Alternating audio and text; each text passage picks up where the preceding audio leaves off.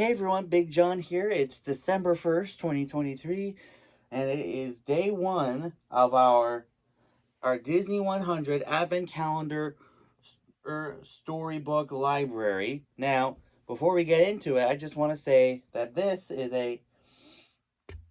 I'll be doing this every single day, ending on December 24th, Christmas Eve.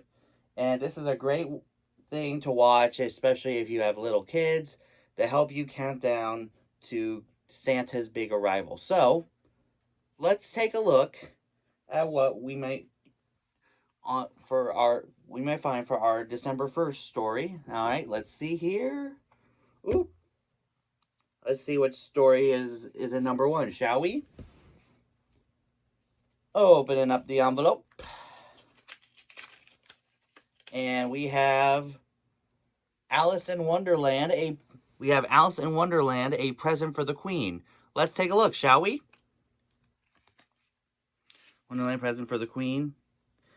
It looks like Christmas, Alice said, gazing out her parlor window one cold December afternoon. Snow sparkled in the fields on the branches of the pine trees. Outside, children were building a snowman.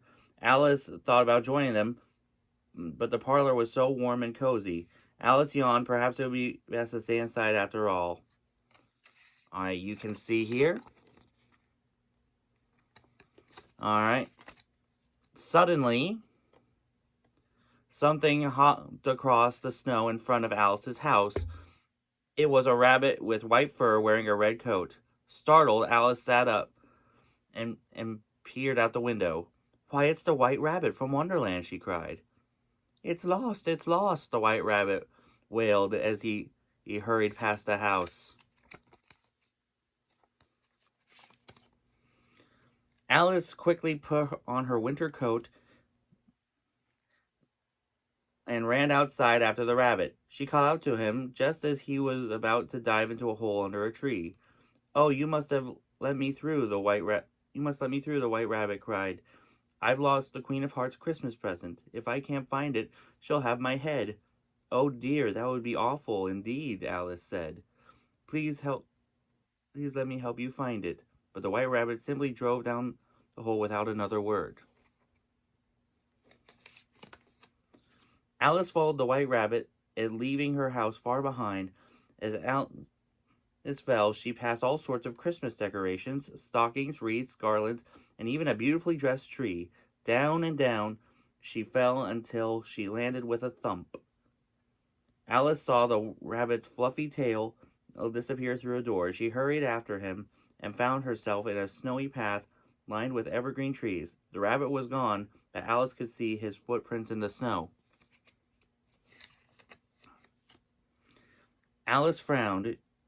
Wait, hang on. Here we go.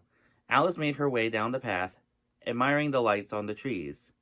"Why, they're fireflies," she exclaimed. All at once the footprints stopped. "I've lost him again," Alice said with a sigh. "Lost who?" someone asked. A toothy smile appeared out of the snowy trees, followed quickly by a purple striped cat around the smile. "Cheshire Cat!" Alice cried happily. "Maybe you can help me. The White Rabbit has lost the Queen's present, and but that but that's a loss." "Lost what?" the cat interrupted, grinning down at Alice. "I thought you said you lost a who?" Alice frowned. Usually she quite enjoyed riddles, but she always had such trouble explaining herself to the Cheshire Cat. "I didn't lose a what?" she said to the smiling rabbit. "The White Rabbit did, and now I've lost him." Suddenly, the Cheshire Cat disappeared, leaving the tree branch empty once again. "I can't help you with your lost who," he called out, "but I can help you with your lost what. Try the Mad Hatter." Alice looked around. She knew the Mad Hatter wasn't on the path behind her, so she continued forward. Soon she heard music. "Deck the halls with bowls of jello, foo-loo-loo-loo-loo-loo-loo." Only in Wonderland. Alice emerged in a clearing. The Mad Hatter and the March Hare stood with their arms around each other, singing.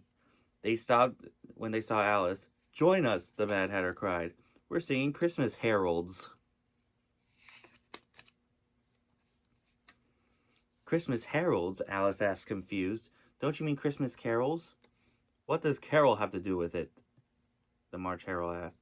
Everyone knows Harold wrote all the best Christmas songs, added the Mad Hatter.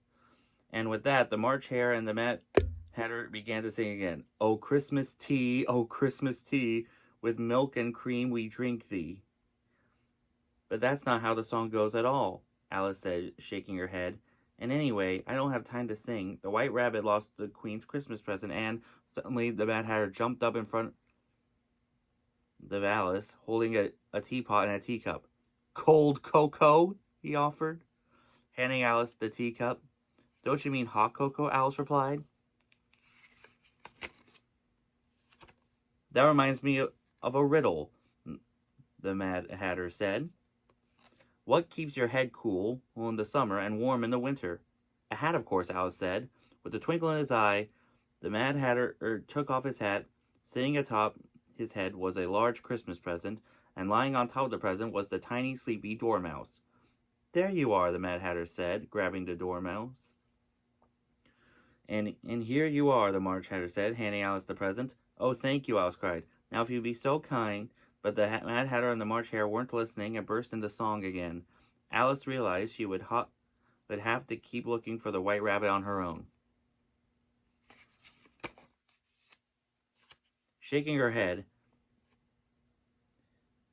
Alice left the clearing as she made her way through the trees. She saw the White Rabbit's footprints had appeared again.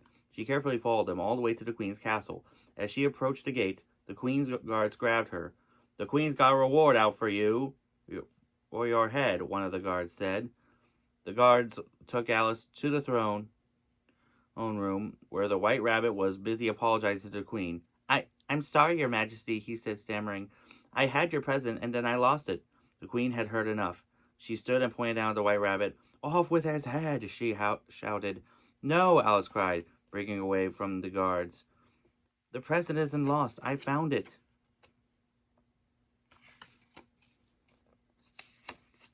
The Queen glared at Alice. Off with her head, she yelled. The King coughed quietly and placed his hand on the Queen's arm. Perhaps you should open the present first, dear, he suggested meekly. The Queen eyed the present. I suppose I could, she said, tearing off the box's wrapping. Her eyes lit up as she pulled out a small Christmas tree. As the Queen of Hearts admired her Christmas gift, a large grin appeared in the air next to Alice. Now may not be the worst time to slip away, it said. Alice nodded and quickly snuck out of the room. As soon as she was safely out of sight, she began to run, but she slipped on a patch of ice and hit her head. Everything went black. When Alice opened her eyes, she found herself back in her parlor. She yawned sleepily. What a strange dream I've just had. Stretching, Alice looked out the window. Her eyes stopped on the finished snowman. It was wearing a familiar hat and holding a teacup. Alice frowned.